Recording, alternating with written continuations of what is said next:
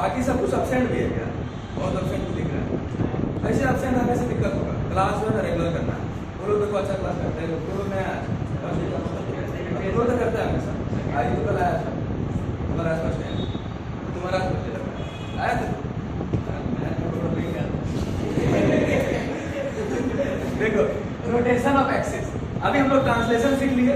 बहुत बार क्या होता है ना कि अगर मान लेते हैं स्टैंडर्ड इक्वेशन जो है तुम्हारा, अगर मान लेते हैं कि कोई भी फिगर अगर स्टैंडर्ड फिगर बन रहा है तो उसका ओरिजिन या तो सेंटर या तो ओरिजिन में होगा, या वर्टेक्स ओरिजिन में होगा, या ऑप्टिकल सेंटर ओरिजिन में होगा। फिगर में क्या क्या बन सकता है, सर्कल, पैराबोला, इलिप्स, हाइपरबोला और पेयर ऑफ लाइन्स। मतलब ये सर्कल इक्वेशन बन सकते हैं। सर्कल, पैराबोला 4 तरीके का होता है, इलिप्स 2 तरीके का होता है, वर्टिकल और हॉरिजॉन्टल, और हाइपरबोला और पेयर ऑफ इंटरसेक्टिंग लाइन। यही फिगर बन सकता है। यही फिगर अभी तक तुम लोगों को पढ़ना है।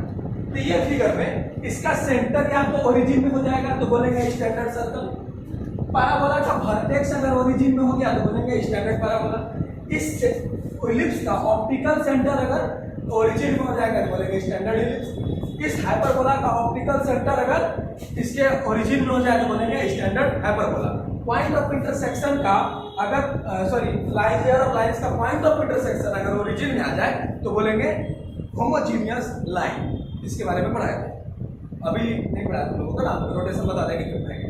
होमोजीनियस लाइन बोलेंगे अगर कोई भी लाइन ओरिजिन से पास हो रहा है तो उसको बोलेंगे होमोजीनियस लाइन। या दोनों लाइन ओरिजिन से पास हो रहा है तो पॉइंट ऑफ इंटरसेक्शन ओरिजिन ही होगा, इसको बोलेंगे pair of line is homogeneous.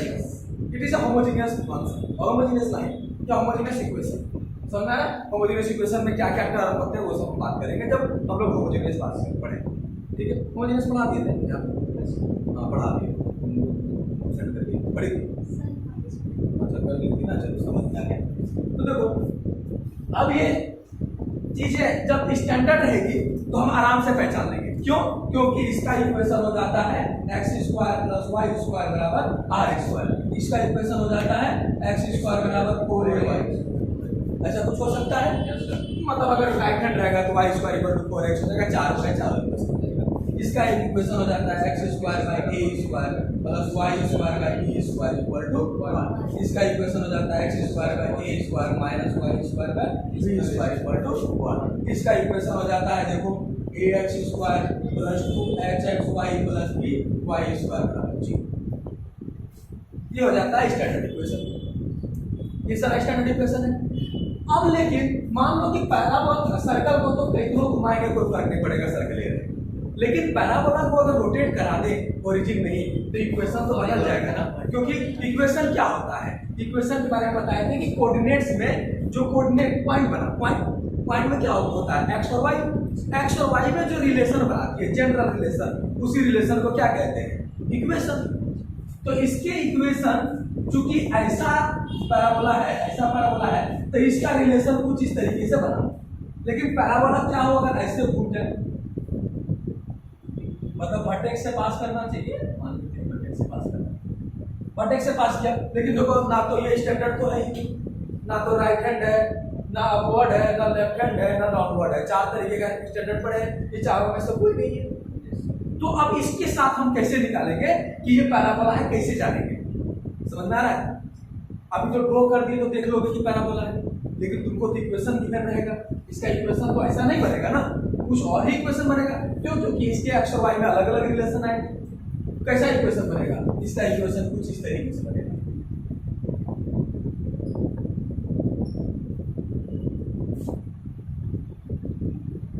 General 2D figure बनेगा ये, हाँ?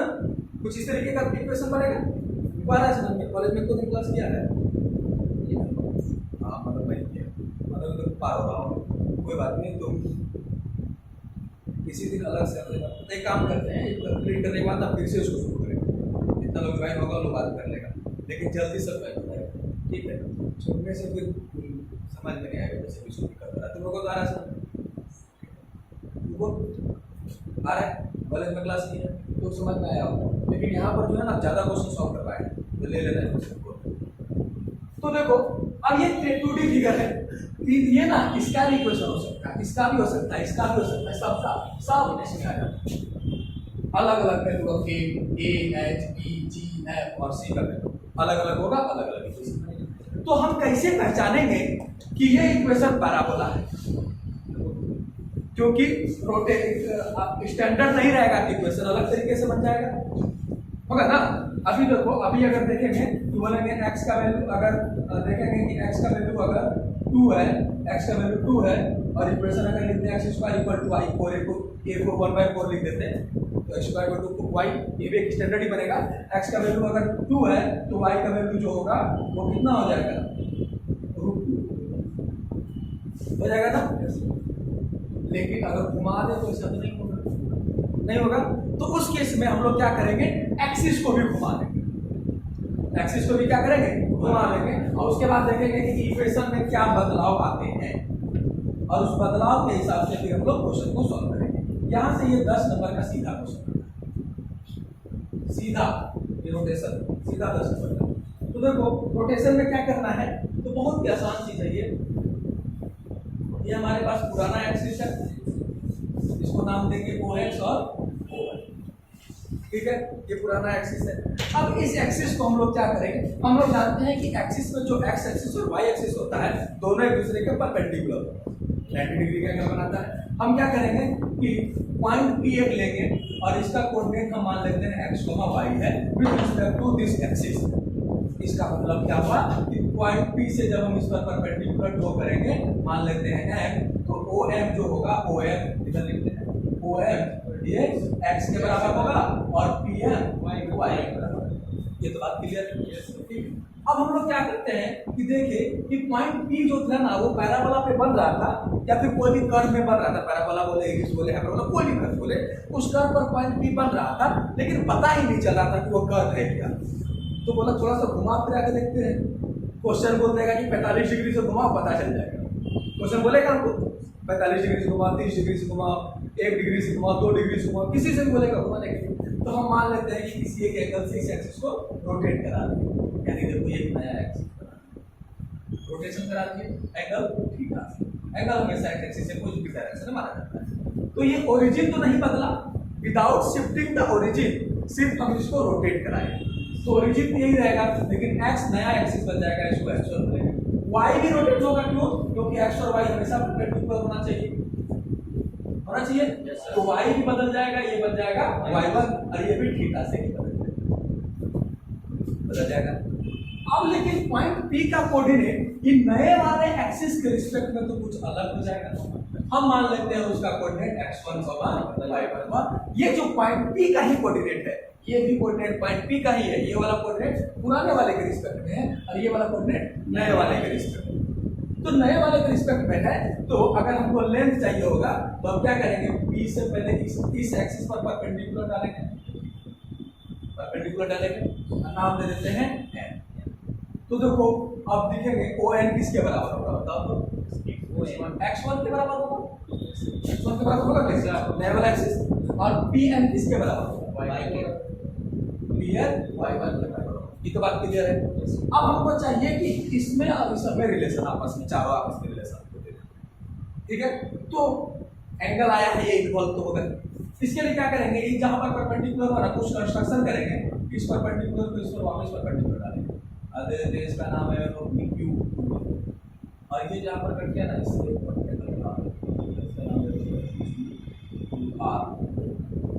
देखिए। अब ये एंगल थीटा है। अब देखो ट्रायंगल ONQ में ये 90 डिग्री, ये वाला कितना होगा 90 माइनस थीटा। ये दोनों पूरा परपेंडिकुलर है, ये 90 माइनस थीटा तो कितना होगा थीटा होगा।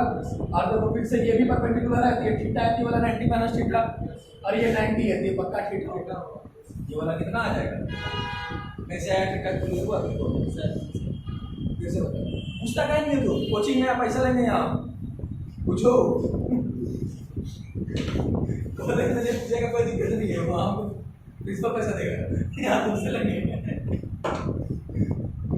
देखो हम लोग क्या किए, इसके परपेंडिकुलर डाले पहले ताकि हमको OM मिल जाए और PM मिल जाए। हम एक्सिस को रोटेट किए तो इस पॉइंट में चेंजेस आएगा with respect to new axis, हम उस चेंजेस को x1 y1 मानेंगे।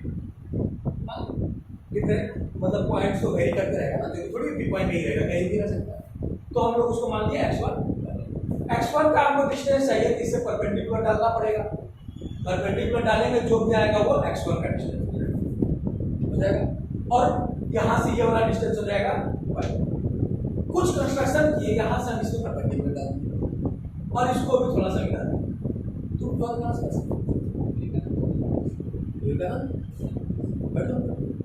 और कौन सा मीडियम था, हिंदी इंग्लिश मीडियम था, कितना परसेंटेज, मतलब एलिमेंट्स पढ़ा था, ये कोऑर्डिनेट्स वगैरह समझ आ रहा है, इसलिए नहीं को पता है, वैसे बताया था कि 9 क्लास सीखना करेंगे, कोई बात नहीं, मुझे अलग से मिलेगा, और अभी नहीं, अभी थोड़ा देखो 100 लड़का आ जाएगा सब, ठीक है।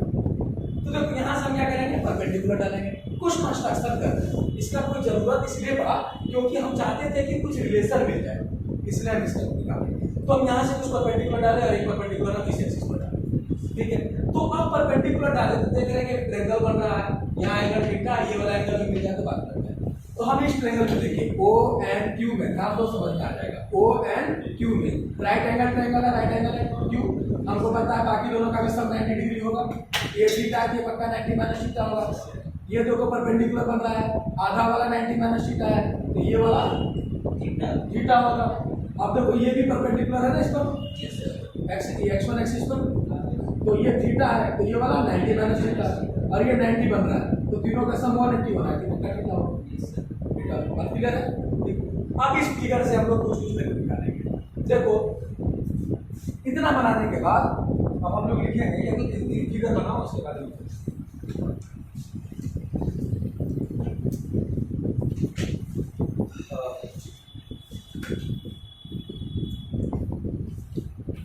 संडे को तुम लोग आ जाएगा सब 8 बजे, ताकि 10 बजे तक पढ़ाए तो नहीं खींच कर। अरे हम बिहार से हैं, भोजपुरी आते हैं, भोजपुरी बोल रहे नोटिस कर रहा है क्या वर्ड, भोजपुरी में समझ में आता है क्या? यस सर, तुम लोग आता है कि नहीं? सीख लो।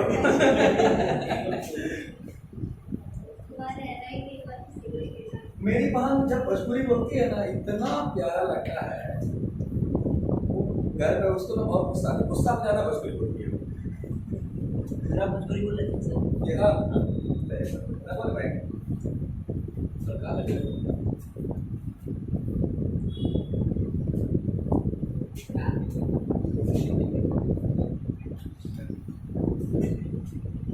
जहाँ ऑफिस वगैरह में भी कहीं काम नहीं बनता है ना, तो भोजपुरी बोलते हैं, तुरंत काम बनता है।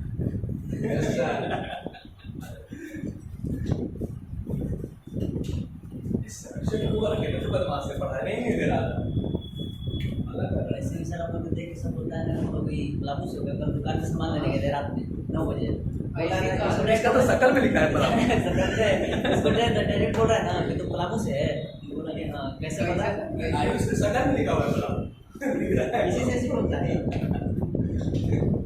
जल्दी बताओ, फिगर बताओ, उसके बाद कुछ लाइन लिखना है। परेशान हो गए, छोड़ दीजिए, छोड़ देंगे, आधा तो तुम लोग छोड़ दिए ना, आधा तो छोड़ दिए। मैथ्स का क्लास नहीं था, मैथ्स क्लास का क्लास नहीं हुआ, सेमेस्टर को नहीं हुआ, आज का हुआ, तुम लोग का नहीं हुआ सेमेस्टर, तुम लोग का आज का ना नहीं था, वही तो नहीं था, तो वीक में 2 दिन ही होना है, एक दिन हम लेके एक दिन संन्यास, वही क्लास में सीएस में सब में 2 दिन, सब में सेक्शन ए में 2 दिन, सेक्शन बी में 2 दिन, उसी तरह सेमेस्टर 2 का सेक्शन ए में 2 दिन, सेक्शन बी में 2 दिन।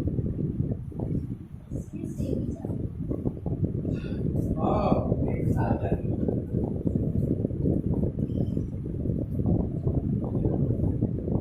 रजिस्टर मिल गया तुम लोगों का, छुट्टियां करना था,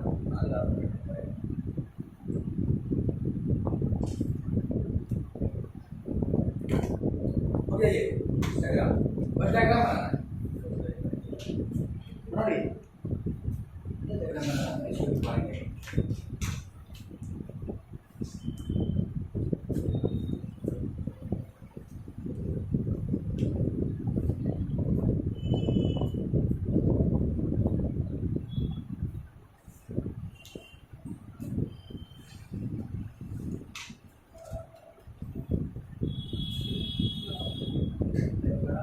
देखो तुम लोगों को सेमेस्टर 4 में ये बुक पढ़ना है, पूरा नहीं पढ़ना, थोड़ा सा नहीं 4 ठीक है माता पकड़ रहा है। अरे बहुत आसान है, फिर देखना ना सेमेस्टर 4 वाला आया था ना, लोग क्लास में आया था, वही लोग था जो आया था, नहीं आता है पढ़ने, बहुत बदमाश था। फिजिक्स मैथ्स क्लास करने आते हैं यहाँ पे, ये फिजिक्स का मैथ्स का मैथ्स का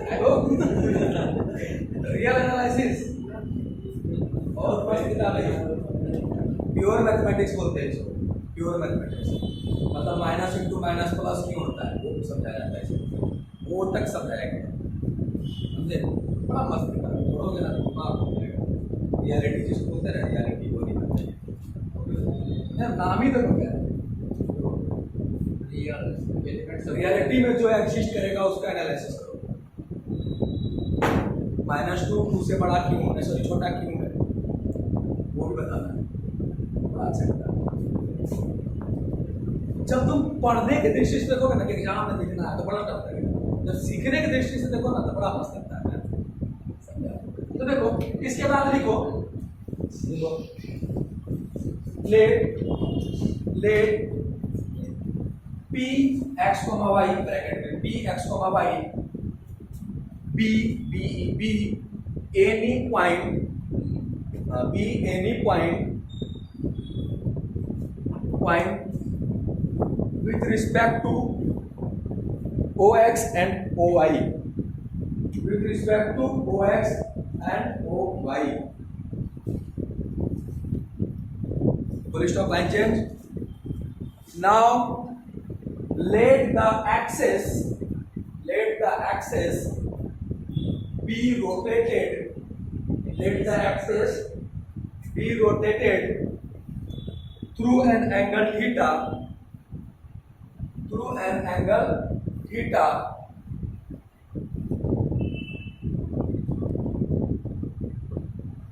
we have new axis ox1, new axis ox1 and oy1, and point P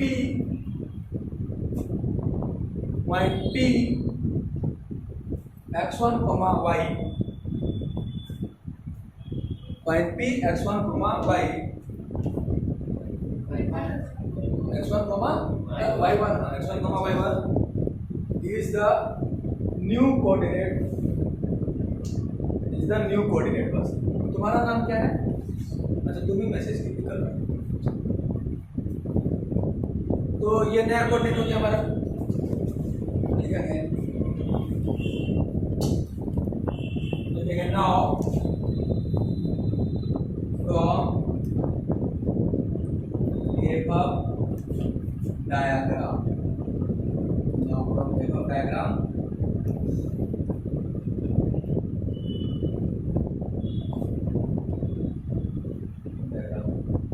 with respect to ox and oy, ox and oy के रिस्पेक्ट में देखेंगे तो हमारे पास OM किसके बराबर है, x के बराबर, और PM y, और कुछ तो नहीं है पुराने वाले एक्सिस के रिस्पेक्ट में है, देखो हाँ ठीक है चलो, and with respect to OX1 and OY1, ये दोनों हमारे पास कोऑर्डिनेट्स हैं। अब लिखेंगे एक ट्रायंगल ONQ, ट्रायंगल भी बता दो, या 90 डिग्री का ये वाला थीटा, हमको चाहिए OQ। अच्छा देखो इसमें कुछ पता है ON पता है, ON कितना है, x1 है, है ना, और NQ हमको नहीं पता है। अगर OQ चाहिए होगा तो क्या चलेंगे, OQ चाहिए होगा तो x1 कैसे, तो cos थीटा होता है बेस बाय हाइपोटेन्यूज, यहाँ से हम डालेंगे बेस, और NQ क्या हो जाएगा, x1 ठीक है। अब इसके बाद p वाला ट्रायंगल में लिख लो। अच्छा इसमें और कुछ है? कुछ नहीं है। ऊपर वाला ट्रायंगल में देखेंगे। अच्छा nq हमारा rm के बराबर हो जाएगा। इसको लिखो rm oq तो किसी के बराबर नहीं। अब ऊपर वाला ट्रायंगल लिखेंगे इन ट्रायंगल PRM। अब ये ट्रायंगल में एक बार बना लो। PR ये वाला थीटा है ये, और ये गिवन है PR गिवन है y1 के बराबर। PM y1 के बराबर है। अब हमको PR चाहिए तो क्या लिखना होगा? देखो बेस होगा ना, थीटा के बगल वाला बेस। देखो सुनो, एंगल के बगल वाले को बेस कहा जाता है, सामने वाले को परपेंडिकुलर। तो PR क्या हो जाएगा? y1 cos थीटा बेस है तो, और Rn किसके बराबर हो जाएगा? y1 sin theta. अब देखो कुछ किसी के बराबर होगा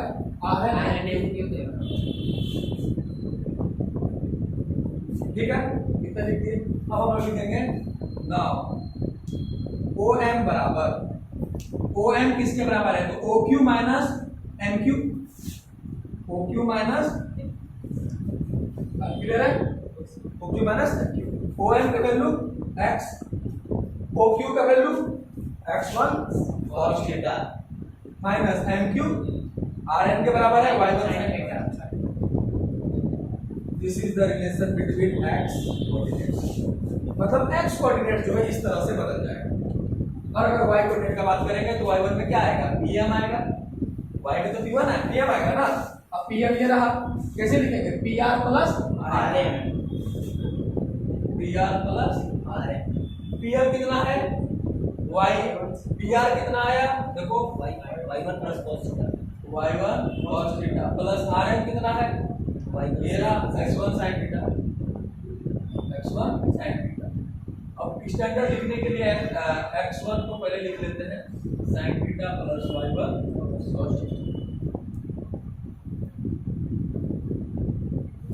ये हो गया हमारे पास। x कोऑर्डिनेट इस तरीके से बदलेगा और y कोऑर्डिनेट इस तरीके से बदलेगा जैसे ही हम लोग एंगल को घुमा देंगे, सॉरी एक्सिस को घुमा देंगे बिजनेस एंगल। ठीक है, तो इससे क्वेश्चन ये तो डायरेक्ट पूछता है। इतना सारा लिखोगे तो तुम्हारा कितना नंबर मिलेगा? 10 नंबर। कितना से लिखना आसान है, कोई बड़ा बात नहीं है इसमें, कोई बड़ा बात नहीं। फ्री का 10 नंबर है, या तो 5 नंबर में भी आया तो फ्री का है कि नहीं। लेकिन हाँ गलती मत करना ये सब प्लस माइनस में, मैं तो काटता हूँ उतना ही खतरनाक है, समझे? जब इसको भी नहीं गलत बना रहे हो तुम सीखे क्या हो? ठीक है, तो चलो इससे एक क्वेश्चन करा देते हैं। क्वेश्चन हम तो लिखते हैं।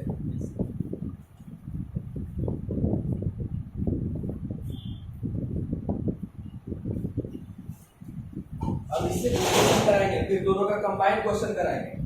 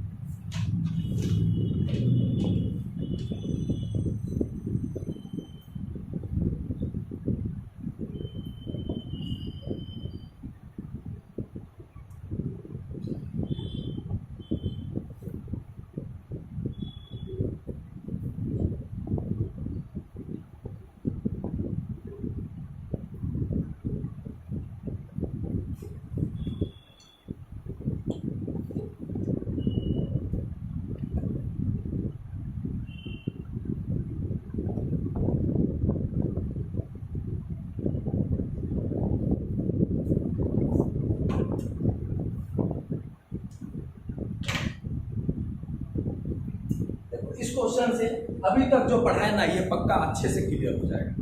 ठीक है, टेंशन मत लो तुम, ऐसा कुछ नहीं कि बहुत लेट से आएगा।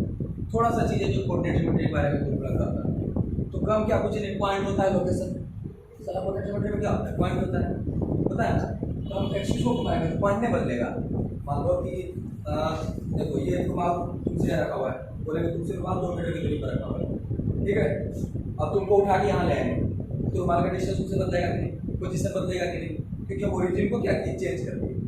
अब तुमको क्या करेंगे, आप तुमसे बोलेंगे कि तुमसे रुमाल, हम यहाँ पर खड़े हैं, मेरा और तुम्हारा, हम तीनों के बीच का एंगल बोलेंगे 30 डिग्री 60 डिग्री मान लेते हैं, और हम यहाँ आ गए, एंगल चेंज होगा कि नहीं?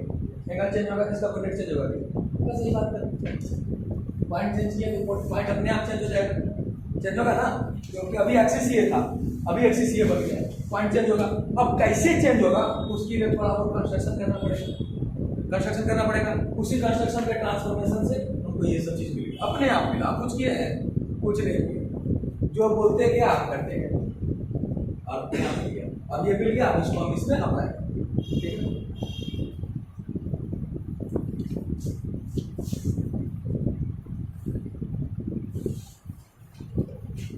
अब कहिए क्या क्लास करते तो लंच में लेकर आया था, यहाँ बैठ कर लिया था।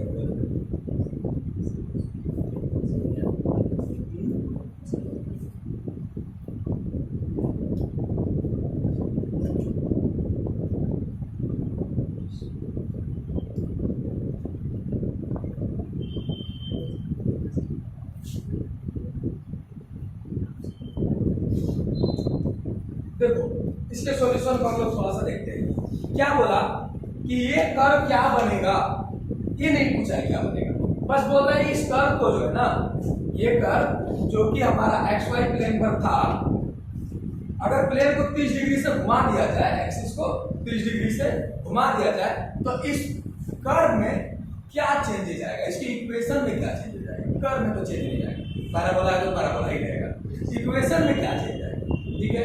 तो हम लोग पहले देखते हैं कि ये कर्व एक्चुअली में क्या रिप्रेजेंट करता है, तो अभी हम नहीं बता सकते, अभी तक हम सिर्फ स्टैंडर्ड इक्वेशन सिखाए हैं लोगों को, तो हम नहीं बता सकते ये कर्व क्या रिप्रेजेंट करता है। अगर ये इधर 0 रहता तो हम बोल देते क्लियर ऑफ लाइन, क्योंकि होमोजेनियस इक्वेशन है, लीनियर और कांस्टेंट है, लेकिन अगर कांस्टेंट तो है तो होमोजेनियस तो नहीं कह सकते हैं इसको। होमोजेनियस इक्वेशन उसको कहते हैं जिसमें कांस्टेंट टर्म ना हो, सेकंड डिग्री होमोजेनियस होने के लिए कांस्टेंट और लीनियर दोनों ना हो, 1 डिग्री होमोजेनियस होने के लिए सिर्फ कांस्टेंट ना हो, ठीक है। और अगर 0 डिग्री होमोजेनियस होने के लिए पॉइंट ओरिजिन की जो होमोजेनियस पॉइंट, और कम चीज बता के सब एनालिसिस से आता है, कई बुक नहीं लिखा होगा, सोचो तो इससे आता है। तो देखो क्या बोल रहा है कि x को कहां तक बदल देना है, 30 डिग्री, यानी गिवन पार्ट में गिवन है हमारे पास कर्व गिवन है, कर्व क्या है, x² plus 2√3xy minus y² equal to 2a²। Theta given है, कितना है, 30 डिग्री, ठीक है। क्या हो रहा है, एंगल को without changing the origin, without shifting the origin, इसको बस रोटेट कराना है, मतलब x बराबर क्या हो जाएगा, x1 cos 30 degree minus y1 sin 30 degree, यानी x1 cos 30 degree 3/2 minus y1 sin 30 degree 1/2, यानी देखो ये क्या हो जाएगा, x बराबर देखो क्या हो जाएगा, x बराबर क्या आ जाएगा, √3x1 माइनस y1 बाय, ये x का वैल्यू आ जाएगा, और y देखो क्या हो जाएगा, एंड y बराबर क्या है, x1 sin थीटा है ना, x1 sin 30 degree plus y1 cos 30, मतलब x1 sin 30 1/2 plus y1 cos 30, यानी y बराबर देखो क्या हो जाएगा, x1 प्लस √3y1 बाय, मतलब x ये बदल जाएगा और y ये बदल जाएगा। हम बोले कि ये कर्व में समझो इसका जो भी ग्राफ होगा उसका एक पॉइंट P लेंगे और उसका कोऑर्डिनेट अगर xy है, इस कर्व में xy कोऑर्डिनेट है, तो बदलने के बाद उसका कोऑर्डिनेट P आ जाएगा, तो पूरा कर्व कैसे बदल जाएगा, तो x की जगह पे ये पुट कर देंगे और y की जगह पे, तो क्या बनेगा, हमको एक ट्रांसफॉर्म्ड इक्वेशन मिलेगा।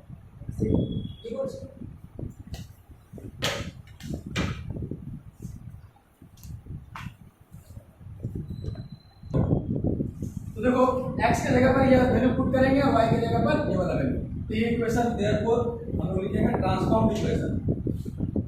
क्या बनेगा, इक्वेशन अब ट्रांसफॉर्म होगा कि नहीं, ट्रांसफॉर्म्ड इक्वेशन, तो x की जगह पर क्या पुट करना है, √3x1 माइनस y1 बाय 2, और इसका square plus 2√3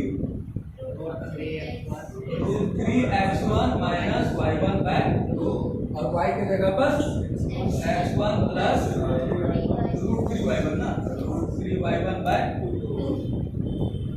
minus x1 plus √3y1 bye 2 का स्क्वायर बराबर 2a, यही बनेगा। अब इसको सॉल्व करना, देखो ऊपर आसान है, a माइनस b का होल स्क्वायर क्या होता है, 3x1 square plus y1 square minus 2√3x1 y1। अब भाई ये देखो 4 हो जाएगा, इधर देखो ये 2 2 जा 4, 2√3/4, इधर मल्टीप्लाई करो तो √3x1 स्क्वायर अब प्लस √3 3x1 y1, इसको इससे मल्टीप्लाई करेंगे minus x1 y1 minus √3y1 square, हो गया।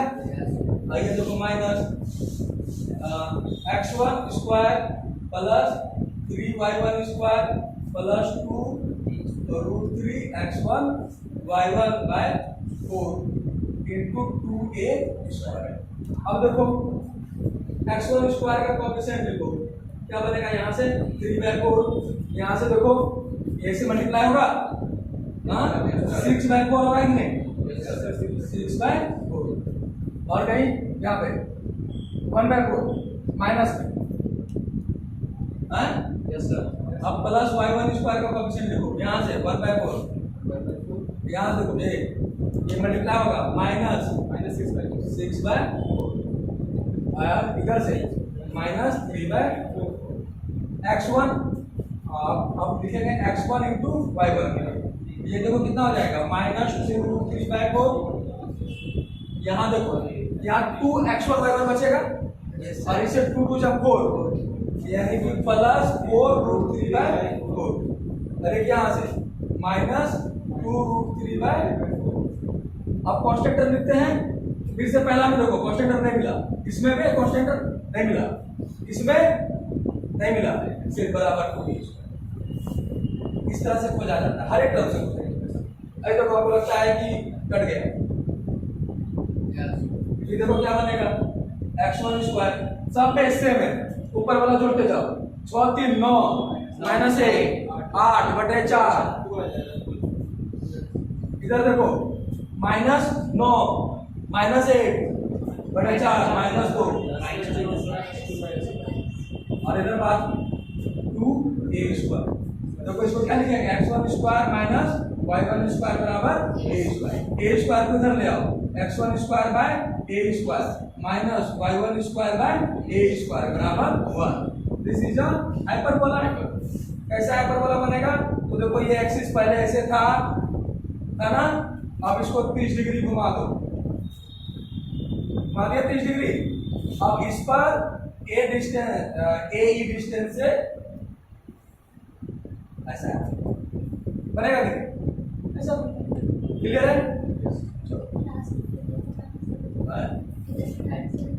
नहीं, यहाँ काफी है, यहाँ तक आंसर काफी है,